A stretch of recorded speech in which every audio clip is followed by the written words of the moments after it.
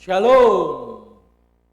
Senang berjumpa kembali di dalam acara renungan singkat Gereja Masa Advent hari ke-7 Jemaat Yosodipuro.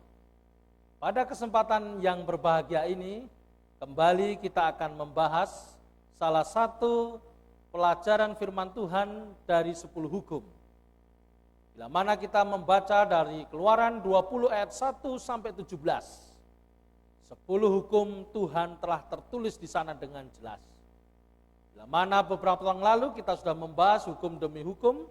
Hukum pertama, jangan ada padamu Allah lain di hadapanku. Yang kedua, jangan menyembah patung. Dan yang ketiga, jangan menyebut nama Tuhan Allahmu dan sembarangan.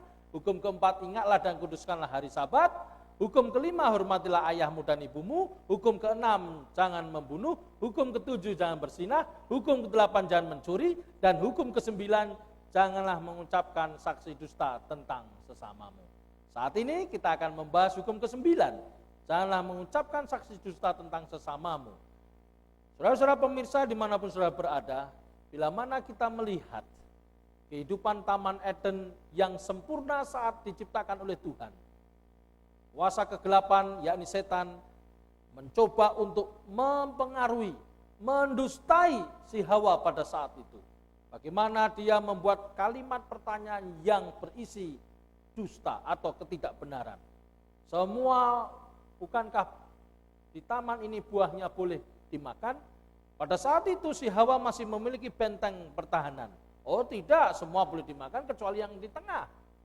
Jadi saudara, kita melihat bagaimana setan adalah bapa pendusta. Di dalamnya tidak ada terang.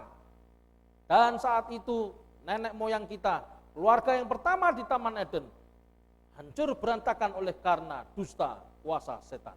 Dan kita melihat ketika Tuhan ingin berjumpa dengan Adam dan Hawa, mereka bersembunyi dan mereka saling menutupi dusta satu dan dusta yang lainnya. Kenapa kamu sembunyi? Ya karena saya telanjang. Loh kenapa telanjang? Kamu makan buah pengetahuan yang baik dan yang jahat. Karena perempuan yang kau tempatkan di sampingku. Lalu perempuan ini juga membuat satu pembelaan atas dusta suaminya. Karena ular yang telah membujuk aku. Jadi saudara-saudara kita melihat pengaruh dusta atau ketidakbenaran ini sangat merusak dan menghancurkan kehidupan rohani maupun moral setiap manusia. Maka tidak heran dalam perjalanan bangsa Israel purba waktu itu, Tuhan menempatkan 10 hukum untuk menjadi satu kekuatan dan benteng setiap umat manusia, setiap keluarga, bahwa kita tidak boleh mengucapkan saksi dusta tentang sesama kita. Dengan kata lain, tidak mengucapkan hal yang tidak benar. Dengan kata lain, mengatakan ya jika ya, tidak jika tidak. Selebihnya dari si jahat. Biarlah melalui hukum yang ke-9 ini, saudara dan saya semakin memegang firman Tuhan ini sebagai kekuatan firman kita, sebagai kekuatan rohani kita, bahwa kita harus mengatakan yang jujur. Kita mengatakan hal yang terang itu terang, ya itu ya, tidak itu tidak.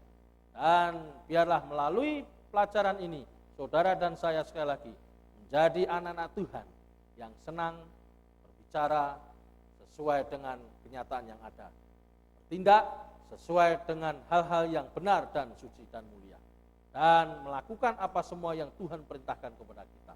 Sehingga hukum ke-9 ini kita boleh saling menghargai sesama manusia karena kita mengatakan yang baik, benar, dan tidak berdusta. Tuhan memberkati.